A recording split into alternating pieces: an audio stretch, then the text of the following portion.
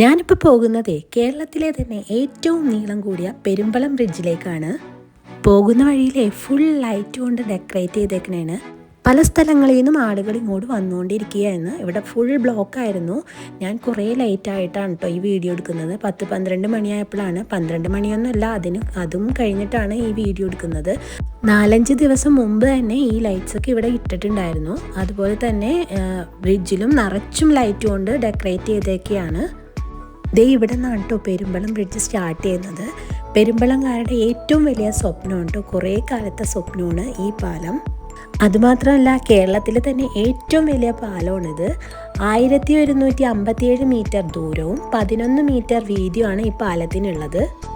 ഞങ്ങൾ നടന്ന് പെരുമ്പളത്തേക്ക് പോയി പാലത്തിലൂടെ. ഇതിൻ്റെ ഏറ്റവും വലിയ ഹൈലൈറ്റ് എന്ന് പറഞ്ഞാൽ ഈ ആർച്ച് തന്നെയാണ്.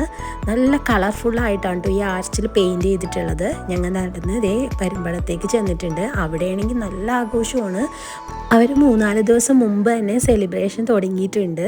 നാടൻ പാട്ടുകളും പല പല പ്രോഗ്രാമുകളും അവർ നടത്തുന്നുണ്ടായിരുന്നു.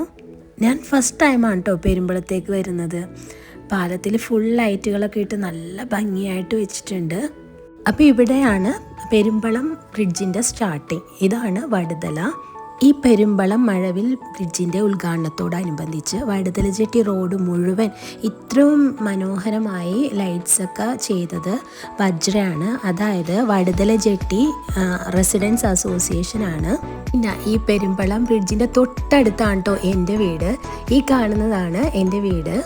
എൻ്റെ പല വീഡിയോസിലും ഈ തോട് നിങ്ങൾ കണ്ടിട്ടുണ്ടാവും. ഇവിടെ നിന്ന് മീൻ പിടിക്കുന്നതും എല്ലാം നിങ്ങൾ കണ്ടിട്ടുണ്ടാവും. ഞാൻ കുറേ പ്രാവശ്യം ഇവിടെ നിന്ന് വീഡിയോസ് ഇട്ടിട്ടുണ്ട്. എന്തായാലും വടുതല ജെട്ടി പെരുമ്പളം പാലം വളരെ പെട്ടെന്ന് യാഥാർത്ഥ്യമാക്കിയ കേരള സർക്കാരിന് അഭിനന്ദനങ്ങൾ.